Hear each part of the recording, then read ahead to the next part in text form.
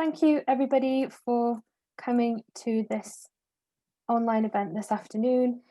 My name is Ellen. I am the events coordinator at Look UK, and we are hosting this online session today with Thomas Pocklington Trust Student Support Service. Look is a small national charity supporting visually impaired children, young people and their families to thrive through mentoring, peer mentoring service and confidence building events. And in terms of our support for students, we have a tailored strand of the mentoring service specific for students. And we also produce resources, including a student handbook and podcasts for VI students as well. We are, like I said, we're working on this event, putting on this event today with Thomas Pocklington Trust, and Molly will tell you more about that student service in a moment.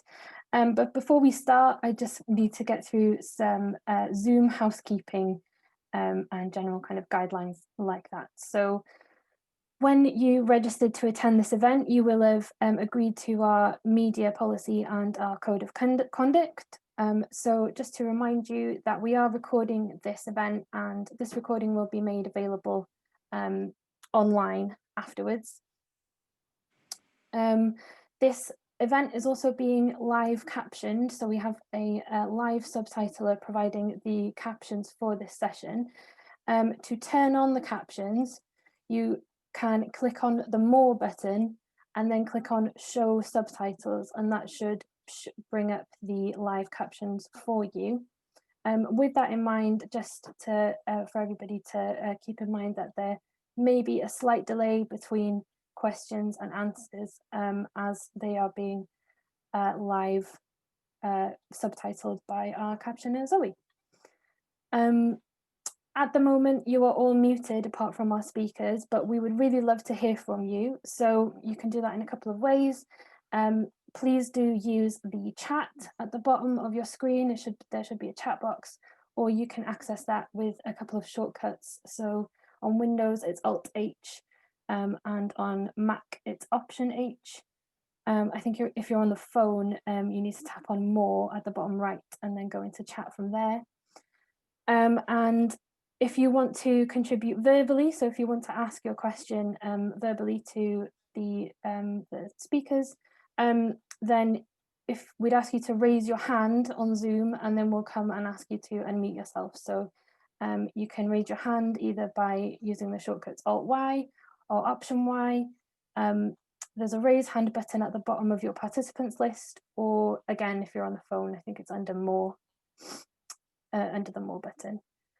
I think that is all the guidelines from me, so I'm now going to hand over to Molly to get us started. Thanks, Ellen, and hello everyone. Welcome to our event today. As Ellen said, my name is Molly. I work for Thomas Pocklington Trust as Student Support Coordinator. Our service supports students with vision impairment into and throughout post-16 education with online resources, one-to-one guidance, events and campaigning to help all students get the most out of their time in education. So Look UK and Thomas Pocklington Trust have collaborated today to bring you this event because we recognise how worrying, frustrating, disappointing and just downright difficult this term has been for some of you.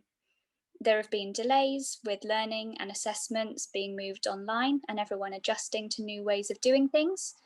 There have been students who've moved into new accommodation but have barely left their flat due to local restrictions. And there has been significant impacts on mental health while dealing with cancelled events, isolation and potential danger to our physical health. So it was really important for us to recognise these challenges, celebrate everything you've achieved of getting to this point in the term, and help share some constructive ideas and solutions to help you get ready to return to your studies in January. This hour-long event will be split into two halves. The first will be a panel discussion where we will put your questions to the professionals and recent graduates who have joined us here today. Then at 6 p.m, we will be joining Lucy Edwards, who will be giving us a motivational talk, after which again you will be able to ask her your questions questions about her experiences and any of the ideas suggested. Thank you to everyone who has already submitted questions. We will be exploring those as well as taking live questions throughout the event. So if anyone would like to ask anything, or if you'd like to share your ideas about the topics that we are discussing, please do use the chat and raise hand function as Ellen has explained. So without further ado, let's have a short introduction from each of our panelists. Chris, would you like to go first? Oh, hi everybody. So my name's Chris Ross, and I'm a senior disability advisor at Birmingham City University. So my role at BCU is twofold. I line manage a team of disability advisors who do the day-to-day case work for students, putting all the specialist arrangements and adjustments in place. So I oversee all of that. And my other part of my role is that I work with academics to develop inclusive practices, resources, methods. So I work very closely with heads of departments, course leaders, about their online virtual learning platforms and how they're teaching. So I've worked both extensively in professional services, working with students and resolving students' challenges and barriers. And I've also worked with academics and as an academic, so I can see the challenges that they've had as well. So that blend has enabled me to actually achieve quite a lot and get a lot of support in place for students. Fantastic, thank you. And Gina, would you like to go next? Hi, yeah, my name is Gina. I'm currently working as a freelance tutor in higher education, providing support, one-to-one support for students with a visual impairment.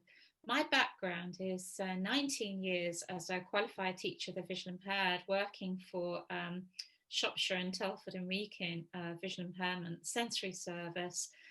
So I've worked with visual impairment for all ages. I moved into the higher education sector really probably about 7 years ago, working initially with dyslexia, but then as I retired from my teaching job, I've working more in the last 18 months with students with visual impairments. So my role is working once the agencies, once a student, when they've been through the needs assessment, are allocated to a tutor, then often at the moment there's not many of us working in the country, so in visual impairment. So that's the one beauty of working online, is I can work from anywhere and support students. Brilliant, thank you. And lastly, we have Seema.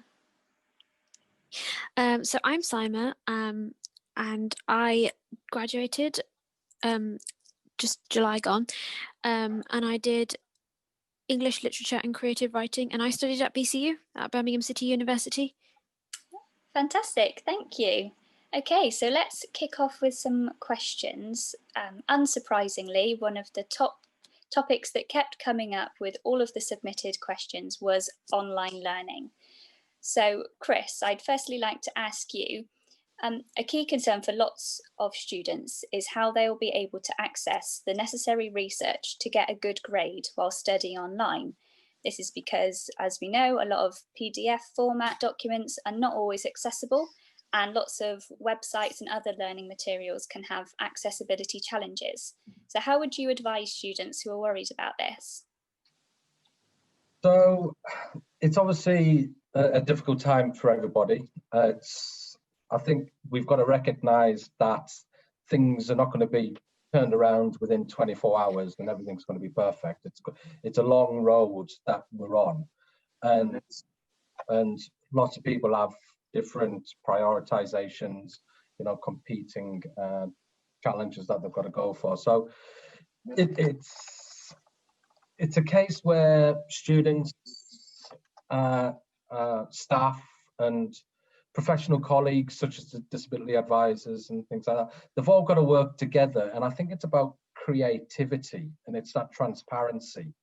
And if a student can go to an academic and say, look, this particular document is not accessible, this area isn't really working with us, then I think if students can go in not with a negative frame point of saying, look, I need this, and throw the Equality Act at the academic, which will only get resistance. It's going with them with that, okay, this is a challenge, how can we find a solution to this? Is there other departments we can work with the library? Is there forums that we can discuss? Can we flag it with the student union and actually get the word spread out? And 9 times out of 10, if one student's experiencing one particular difficulty, it's highly likely someone else elsewhere is actually finding that challenging as well, and they might have had that solution.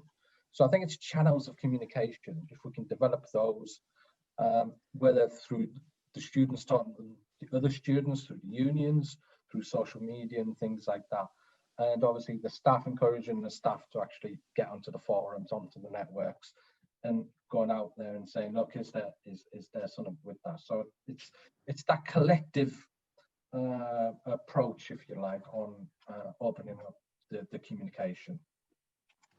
Thank you. Now, online exams were around before COVID, but they are certainly much more widespread now.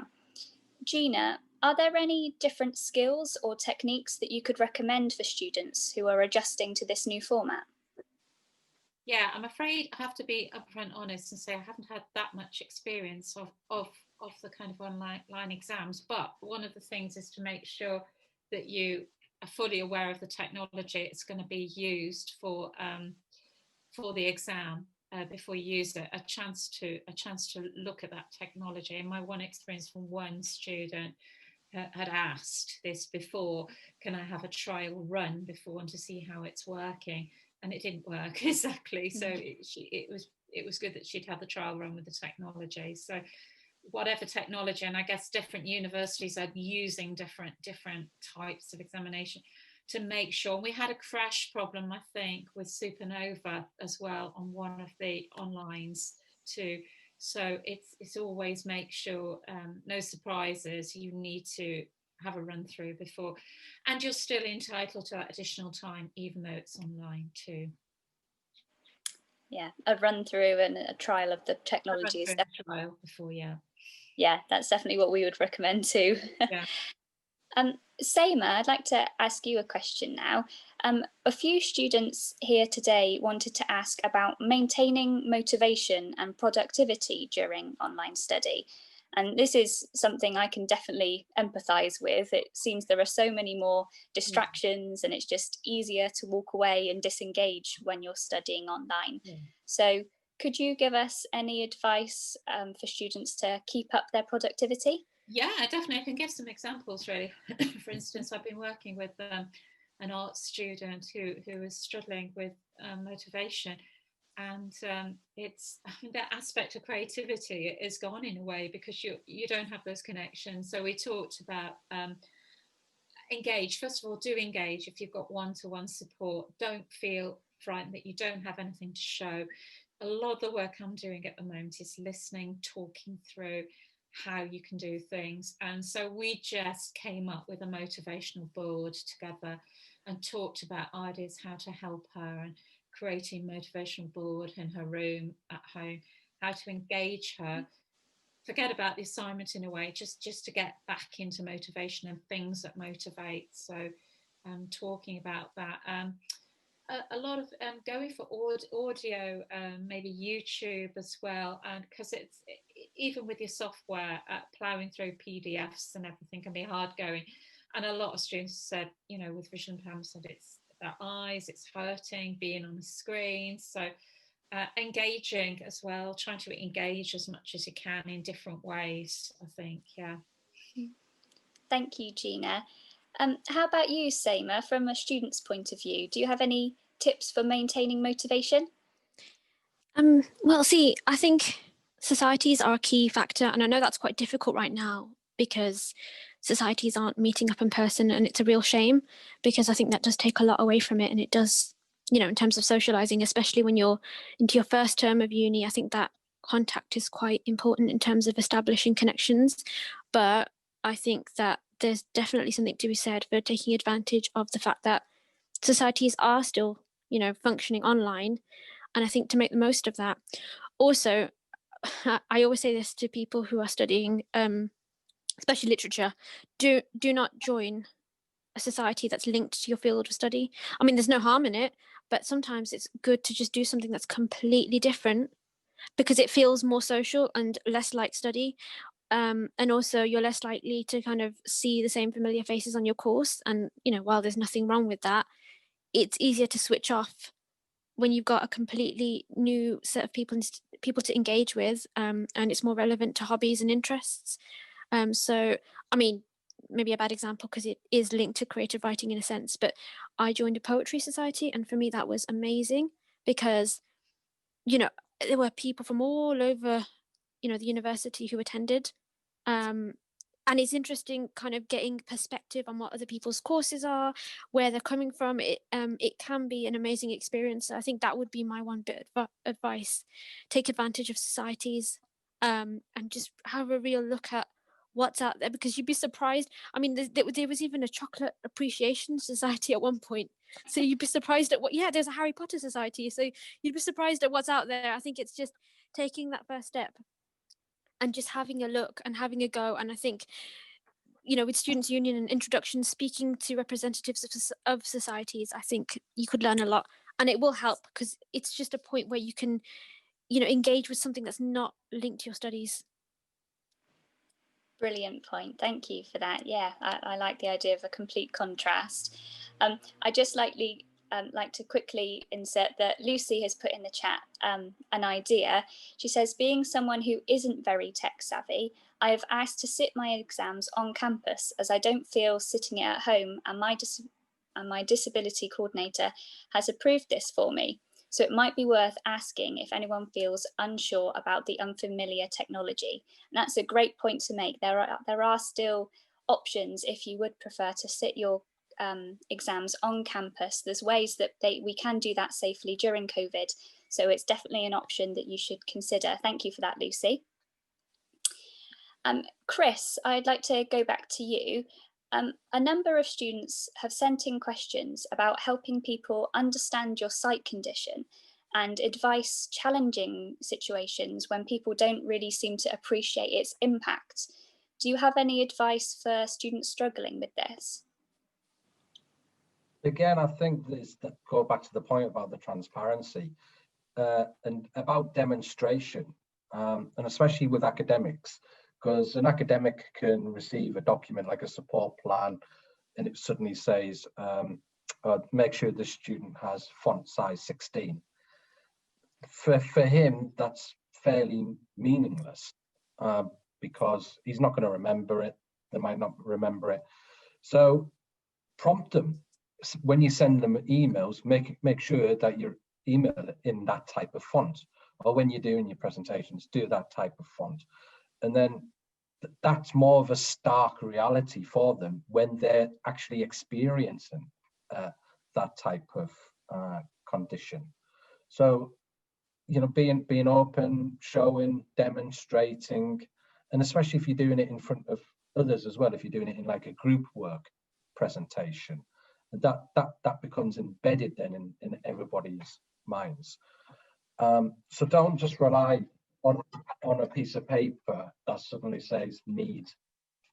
Thank you. Gina, something mentioned quite a bit to our service recently is anxiety around the impact of studying in such a difficult year, with students perhaps not doing as well as they might have in a different situation, or being judged against students from previous years or universities that have seemingly adapted better. Is there any advice that you could give to students who are concerned by this? Yeah, it's quite common. Anxiety is something that is coming up quite common. I mean, it's talking it through with somebody, not sitting with it alone, really. And I think if and engaging with other things in your life, you know, if you've had other interests that you can still do as well to take away that anxiety too. I mean, we're not trying to sort of say stop, you know, thinking about things, but yeah, using techniques, various mindfulness techniques can be quite useful as well, if that works for you, you know, various things that you can do, breathing techniques as well. Calm app is something I've actually recommended to 1 or 2 people as well. Such a 10-minute breathing space as well that can be quite helpful to sort of get in touch with that. But yeah, connecting with people, really. If your anxiety gets out of hand, it's always a good idea to get in touch with your disability advisor and to look at, there are counsellors attached to the student service as well, so there's going to be somebody there you can talk to if it does get to the point where you feel you need to talk to somebody. But it's, yeah, reaching out and talking to somebody, I think. Yeah. Thank you. I'd like to draw attention to Christiana's point, who's just entered into the chat. I think in response to what Chris was saying, that my tutor has started writing image descriptions on images in his PowerPoint presentations, and we watched an audio described clip earlier today. I basically shouted about it on Twitter over and over again, so it was lovely to see the tutor embrace the idea. That's fantastic. Yeah, just coming on that, I think that's really important, because what that's done, that's not just enabled that one student. I can probably guarantee there's going to be other students in that cohort as well who's also benefited from that. And because it's been now spread on social media and things like that, that will go out as a domino effect. And it only takes that one student to start that off, and then it'll go around. And that academic will then talk to others in his department and say, this has been a success. And it's that success story that will then snowball. Yeah, brilliant. Thank you. I would like to ask you, Chris, many students are already home, or they will be travelling home for Christmas during the upcoming travel window. Isolation is a big concern for those who will be staying in their student accommodation during the holiday. Is there any advice that you could give to them? Just has already been said, and I think it's great advice about going to other societies or other places and do other things that might be just completely off the wall and left field, you know, that you've never done before. It's having that confidence, however shy you are, and you might want to do it covertly if you like, just join a Facebook group or something like that if you want to start small, or try and get to a different society, try and get to a club. There are a lot of things out there.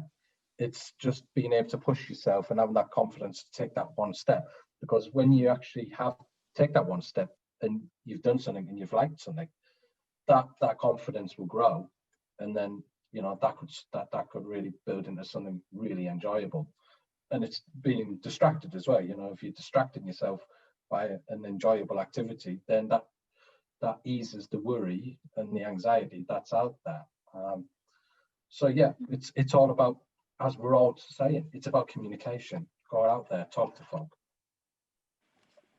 Thank you.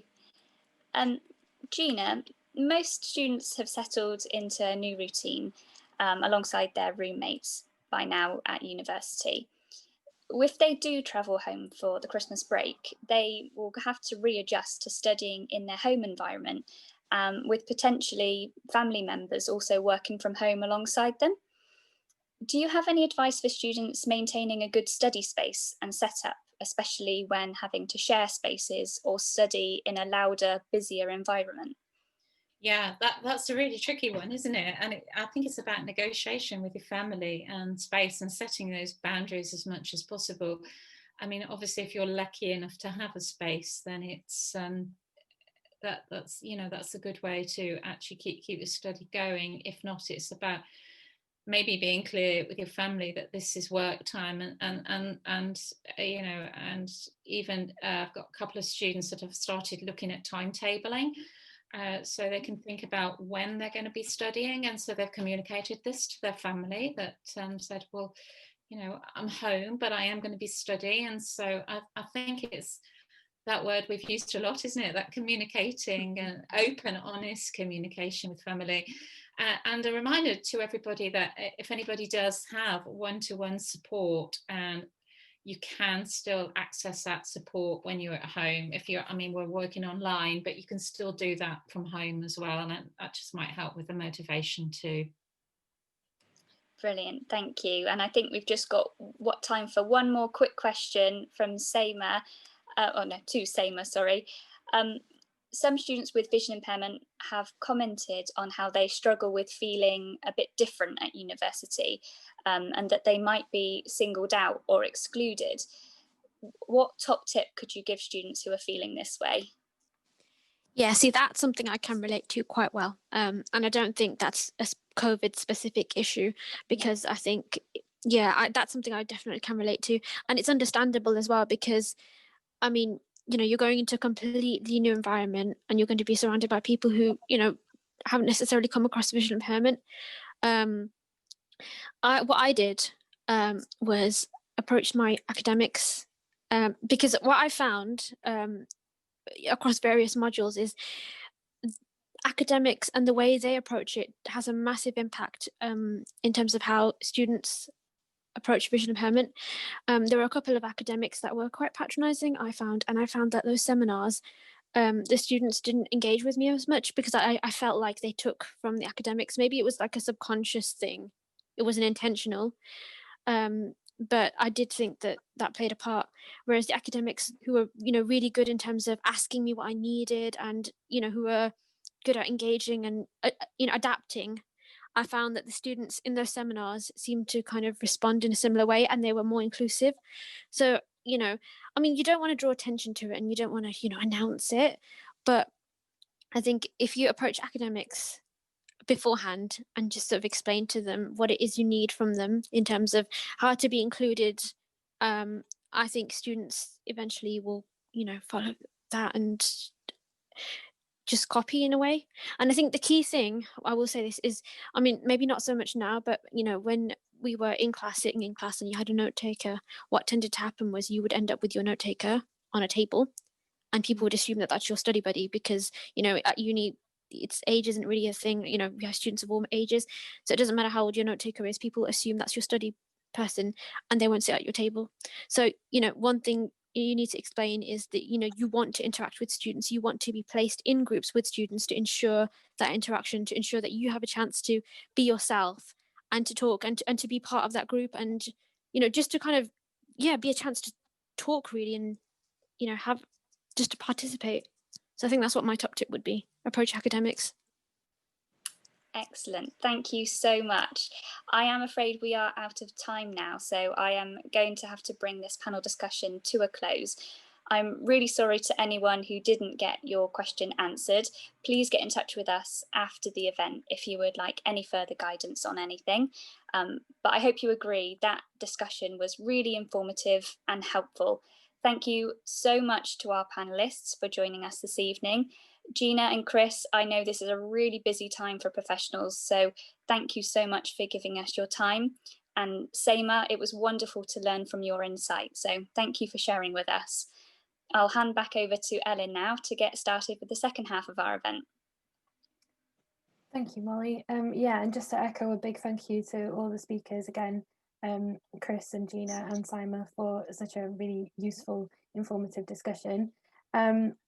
I'm now really excited to introduce our motivational speaker for this second half of the session. Lucy is a visually impaired broadcaster and digital creator.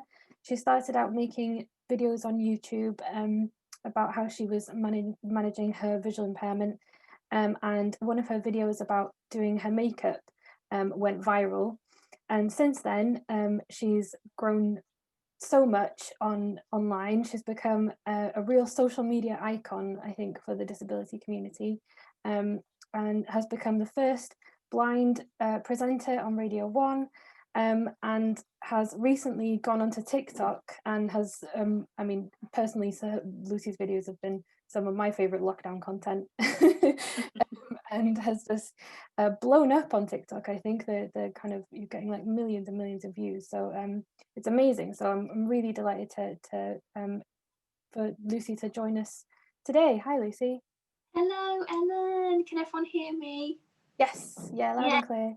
Thank you so much for the lovely introduction. Hello, I'm here. Yeah, so as Ellen said, I work lots on social media and lots in the broadcasting world, but I'm not immune from, you know, having challenges that you guys are probably facing right now in your lives. I probably face them in the workplace and on social media too, because as blind people, we have got inaccessible materials that are sent to us, and we have got images that are everywhere on Google, and life sometimes seems very, very inaccessible, and like we're living in a sighted world that doesn't really understand us and where we're coming from. So it's just about today telling you more in the hope that you can relate, and some tips really for how I deal with my anxiety, because I still do have it, you know. So right, I started, I actually went to school with Sima, actually, shout out to Sima. She's fabulous. We actually went to a school in Birmingham, and there was a provision for VI kids and teenagers there, and I went on to university. I actually went to law school. I got A star BB in my A levels, and I decided I wanted to be a lawyer. But something you should know about me and my visual impairment, I actually went blind at 17, so around 7 years ago now, but that was right in the middle of my A-level studies. So as you can imagine, my hair was on fire. I had to retake my A-level year, year 12. So I started again because I sort of, you know, was having the operation, and you know, eye pain and everything, and operations and hospital appointments are so real when you're trying to study. You just feel like real life is just getting in the way, and you just can't find the time or even the headspace to study sometimes. So that's why I sort of retook a year. And I always talk about this sighted and non-sighted Lucy. You know, when I first was sort of at school, I had quite a lot of vision, and suddenly that gradual sight loss, you know, it's something to adjust to. It's something that you're not gonna get over overnight. It's important to have counselling, and I still do, to deal with the trauma of that loss alongside your studies. And you know, I eventually went to law school, and that counselling really did help me to really go back and delve deep into the trauma that I had. You know, I had quite a big operation that did render me basically completely blind overnight. And if I just forgot about that trauma, or, you know, said to myself, you know, oh, don't worry, I can get on with it, I can deal with it. You know, if I buried that and didn't get to the nub of the problem, obviously it's not about dwelling on it, but in those counselling sessions and going to professional, honestly, it was the best thing I ever did in my whole entire life, and I still do it now. I mean, they say also in America that everyone has a shrink. I think that's what they call them in America, lovely psychologists and counsellors, you know. You shouldn't be ashamed to have one, because there is that trauma, and maybe it's not about, you know, hating being blind. It's about, you know, working out your feelings towards that. And I remember, you know, I went through the whole of my school life with the counsellor, and we chatted about, you know, from the first moment that I sort of knew that I had IP from age 8 years old, which is my condition, incontinence pigmentae, right the way up. You know, I was bringing back thoughts that I, you know, to my counsellor, chatting to her, that I didn't even know that I even had. And that's often the case, you know, when you actually sit down and think about it, you never know how you're feeling. So yeah, I went through that. I had a really great school time, but obviously there was inaccessible materials. I always recall this time in French, actually, where the teacher didn't enlarge something, and you know, it's about advocating for yourself, and that's really hard as a young person to say, oh hey, I've actually got to say, you know, teacher, you can't do that right now, I deserve this material or that material. And you know, first of all, I just didn't want to say anything. I would just sit there not really knowing what to say or do. And it's about getting that confidence, and maybe it is about drawing up a sheet that of your like 5 key materials that have to be your set way, you know, no PDFs, and giving and having the confidence first to, you know, give them that sheet. And maybe you'll do that for a few months, but it shouldn't all be all or nothing. You should build up to these goals in your head, because, you know, nothing happens overnight, and you can't put the pressure on yourself to do that straight away. So just in terms of my journey, as I said, I went to law school and I absolutely loved it. I was there for a year, but because I was dealing with my blindness and everything, I dropped out and really decided what I wanted to do with Lucy. As I said, it's a continual process. I sort of, you know, at that time, I was still working out, you know, my headspace and my mindset, who I was, because in my formative years, I lost my sight. And maybe it is about the reset button sometimes for some people. It's not for everyone. I know so many successful people who have stayed on in their degrees, and that's been something they want to do. But I think for me, I absolutely loved law school, but as Simon was sort of saying, you know, it is about the societies. It is about the interaction with your fellow uni students. And, you know, for me at that time, it just wasn't okay that I was sort of not dealing with my mental health, and I had a pause with that. And also, again, it's just to say, it's okay to have a pause and a rest if you feel like it's right for you. I think it's just really important to journal, maybe in the morning, 5 things that you are thankful for, and 5 things that you envision for your future. Who are you? What do you want to become? You know, how do you envisage the next 5 years being? And having those vision boards, and then putting that to bed and thinking of the goals right here and right now, putting your tasks in a manageable little bullet point list of today, right, I'm feeling really, really low because of my eyesight, but actually I can manage A, B, and C today. And one of them might be making a cup of tea because you're doing a mobility training that day, and you're going to use your liquid level indicator for the first time. But another thing might be, you know, I'm going to start on that assignment. I'm going to do 10 minutes at a time. And because I've got really bad eye pain today, I'm going to do 10 minutes off, 10 minutes on, 10 minutes off, 10 minutes on. And maybe the third thing is, you know, I'm going to make sure I get outside in fresh air and make sure that, you know, my mental health is okay. So it's about having these small manageable goals, put them on your Braille note. You know, that could be a way of you practicing Braille, because you might not know Braille, because, you know, I didn't know Braille until I was 17, 18 years old. I mean, guys, you should see Sima. She is an absolute queen on a Braille note. I always loved Sima reading. I was always a bit jelly of that, actually. But again, it's not looking at others. It's about, you know, your own personal development. And I think that's been the main thing that I have got out of my whole entire life, especially even on social media, is do not look at others, do not compare yourselves. And that is so hard to do. But, you know, with my Braille journey, I started to learn it because I basically Bluetoothed my Braille keyboard to my phone, and I forced myself to turn off the speech and read what was on my phone. And, you know, suddenly Lucy couldn't text her mates for a second, and suddenly Lucy wanted to learn Braille. So you know, it's little techniques, and maybe even with memory jogging and stuff. What I used to do, you know, I came out of law school and I became a BBC journalist, and I trained to be a journalist, and that was the thing I wanted to do.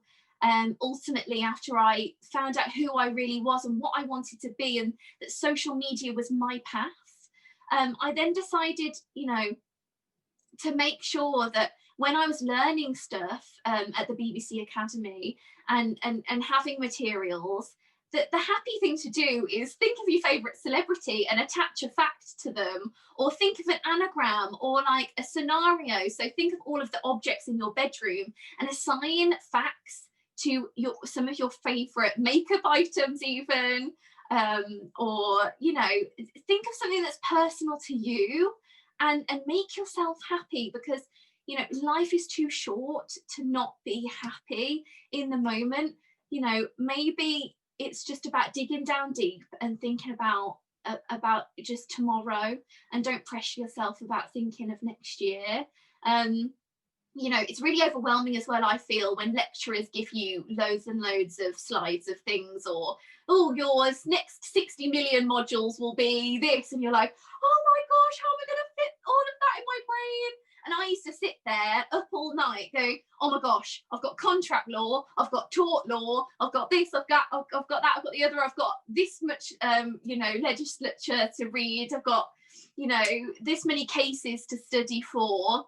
And I remember being like, but yeah, over the years, you just adapt your different techniques. It's also about knowing what type of learner you are, and taking some tests online. Are you, you know, do you learn best with like really bold font, and you can read a little bit and you're more of a visual text-based type of learner, or are you a learner that hears things better and learns through hearing, or are you you know, better at touching and doing braille and learning things that way? It might be that you want to get some objects that represent different facts or something. So yeah, there's all of these different things, but what really I'm saying is journal. You know, everyone, even though you see someone on the surface, and I'm saying, you know, I make all those and those of educational TikTok videos now, and, you know, and all of these headlines about Lucy Edwards, and I'm absolutely amazed that I have got to the point I am in my life. But what I would say is, if you dig down behind a person, it's never that simple. You know, life is a rich tapestry of so many things, and you might think that your best friend is doing better than you, but 9 times out of 10, they're probably not. So, you know, think about what you're doing and be selfish with your time. And yeah, I hope I've given you good advice today. That was amazing. Thank you so much, Lucy. I know we've had some comments in the chat. So Molly, would you be able to just go through a couple of the comments in the chat? Yeah, absolutely. So the first one is from Rebecca. She says, "Hi Lucy, I have watched your content for so long, so I'm really thrilled to participate in this Zoom. My question is, how do you cope with feeling different and vulnerable because of your VI?" Yeah. It's such an issue that we all feel, isn't it? You know, we are different. And sometimes you feel like you just want to merge into the background, and some days you get on the bus, I mean, not necessarily in these COVID times, but some days you get on the bus and you don't want someone to stroke your guide dog, or, you know, say, oh, she's lovely, because you just want to sink into the background. And there's so many times in my lowest moments where I have been feeling like that, and it's, you know, what I would say, it's okay to feel that. Don't beat yourselves up for feeling different, because we are. But what I would say is that, you know, the option is either say to yourself, oh, I'm different and I'm never going to be the same. And that's what I used to do. I used to think, oh, I'm blind, it's awful, I wish I wasn't this way, and I wish that, you know, this never ever happened to me, I wish that I wasn't, you know, this didn't happen. But I switched my mindset. Something happened one day and I was like, right, I have to love being blind. I always describe it as my coming out sort of story. I admitted to myself that being blind was okay. And just because I had bad blind days didn't mean it defined, not liking my blindness as a whole. Because as I say, I think if you put someone down on paper, we're not just our blindness.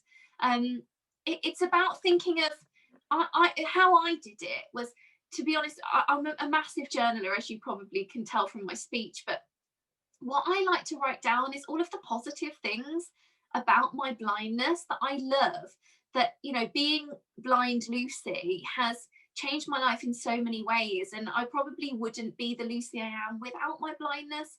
So it's hard, isn't it? Because you can think about all of these inaccessible materials, and life is inaccessible, and we're not equal, and it drives me insane, and I could cry sometimes about that. But it's about taking that and being able to put that on a shelf momentarily and say to yourself, you know, being blind makes me ...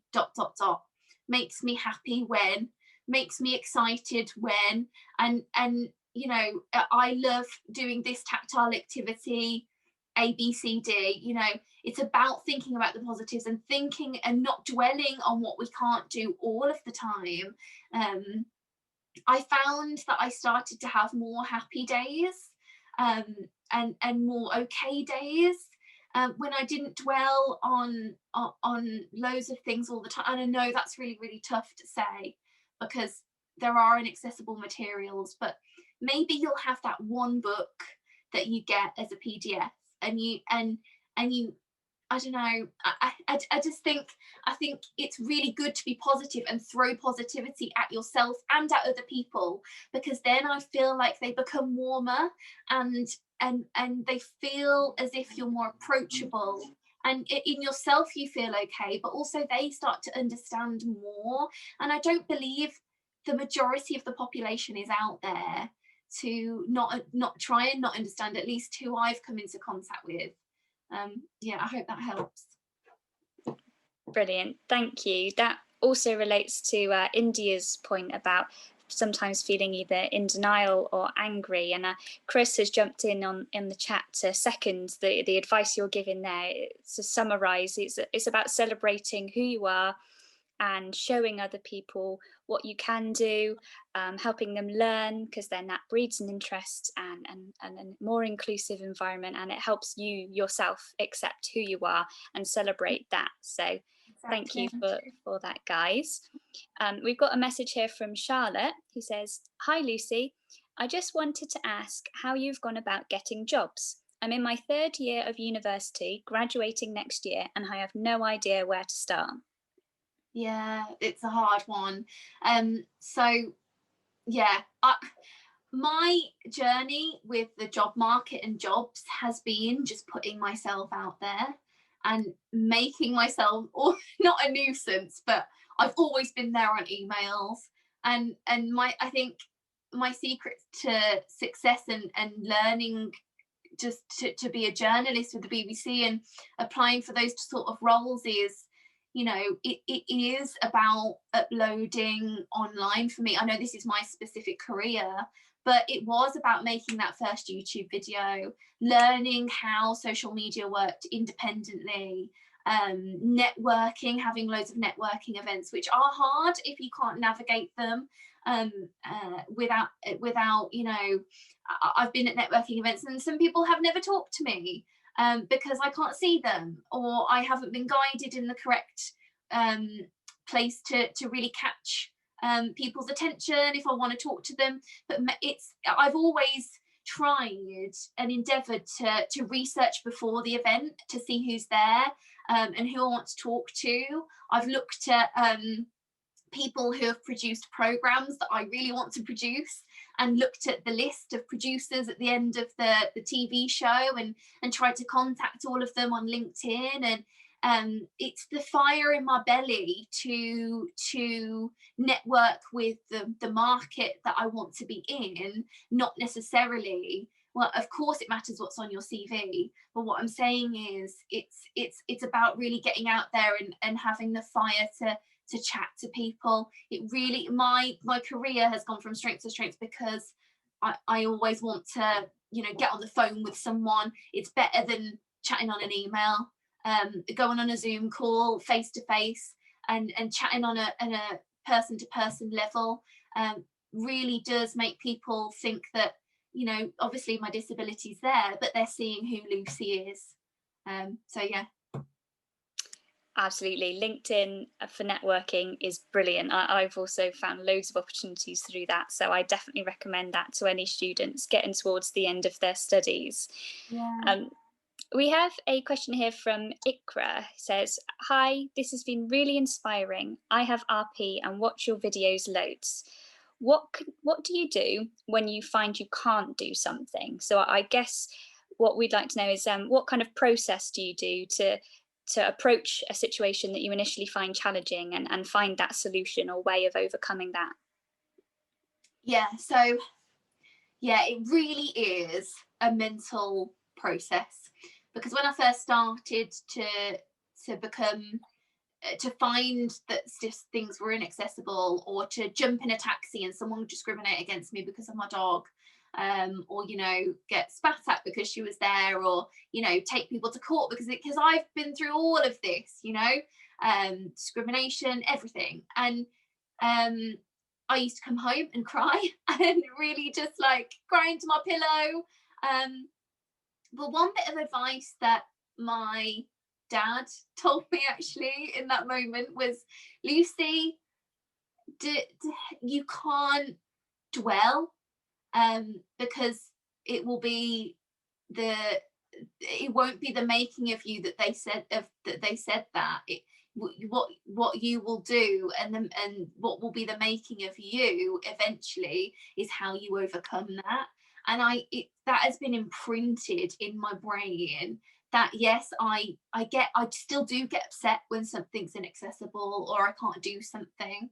Like today, I was filming for BBC Click and I didn't have the script in advance, and I didn't know the script as well as I wanted to. But instead of sitting here and beating myself up, I just said to the producer, well, it's going to take me more like 20 takes to do that rather than 5, So there's it just being upfront about it, and sort of what my brain sort of does now is sort of analyze what's going on or the situation and try and compartmentalize it in a way that I can say, I'll deal with that trauma of how that made me feel later in counselling, because it did make me a bit upset, but how do I now deal with what is the thing that I'm needing to overcome to get the result that I need? I think what's driving me is the pursuit of of doing my job and doing it well, because if I let that emotion override me, I wouldn't have been able to be a good presenter today. And that's so hard. I keep saying this. I want to emphasize that is so hard and has taken me so long to compartmentalize things like that. But it really is about analyzing what is trauma out of that, what can you get from the situation, and how you can and put things to bed in the moment, and also learning from those situations. How could you have done something better as well? I mean, not necessarily in all situations we can't, but maybe it is about having different coping mechanisms for each thing to start with when you're feeling more fragile. So if someone sends you an inaccessible document, I used to cry at that at university if someone sent me something, but now I just say, well, I'm not going to read that in the time that you want me to, so you can either send it me in an accessible way, if that's possible, thank you so much, or I'm not going to be able to meet that deadline. It's about sort of being blunt with it and sort of taking the situation and obstruct, trying not to be in it as much, I guess, and feel it as much.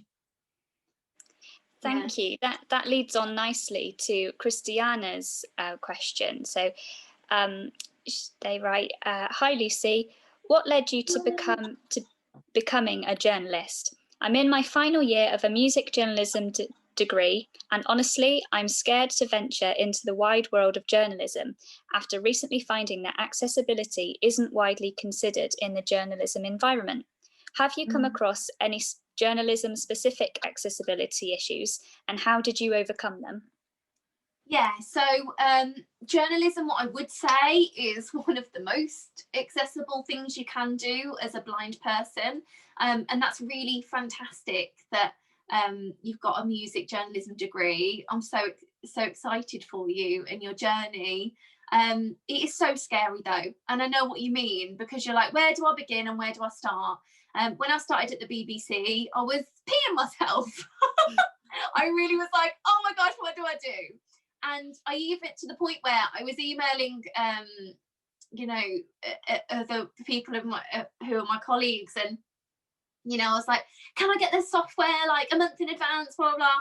And there was no way that was possible necessarily in some circumstances. Some things I got early, but some things, you have to be in the role and in the job to do. And yes, tech within the BBC, even though they're amazing, and the engineers will give you a laptop with JAWS on and really, be at your beck and call in some ways. You've got IT to ring and there's specialists there but there's going to be times where you sit there and think, CPS, which is the software for internal where we upload our stories and things, CPS isn't really working today, and maybe there's a few shortcut keys that I've forgotten or aren't quite there. What do I do? And it's really about thinking on your feet and going, right, okay, maybe I need to type this in Word right now and not input it into the database, or I need to put it on my Braille note and think of a workaround here because I've got to get this story out, It's definitely, journalism forces you to be quite dynamic in the sense that, you're phone bashing and you're very much, to a deadline when you're trying to produce podcasts and things. And I think I haven't got time for something to be inaccessible. And in terms of like systems like CPS, I've been trained on it and it's amazing. But sometimes I've tried to put that program to bed and say, maybe I am just doing it on Word and setting that task aside and it takes me too long, and analysing that that's something that I need to assign for a time that me and my Access worker need to upload it together. I think you do filter through problems in your head and say to yourself, well, actually, I could do this right now, and there are shortcut keys to that query, and I could do it. Or it would be much quicker for my time to do this right now, and set that to the side to do with an Access worker. So yeah, it's about delegating tasks, and that's about experience and timings and being in the job. But don't be scared to voice these things. And when I first started out in the role, I was a newbie, and I had this amazing talk by Phil Friend, a disability consultant, and he just said, if you're not going to say what you need, no one's going to do it for you.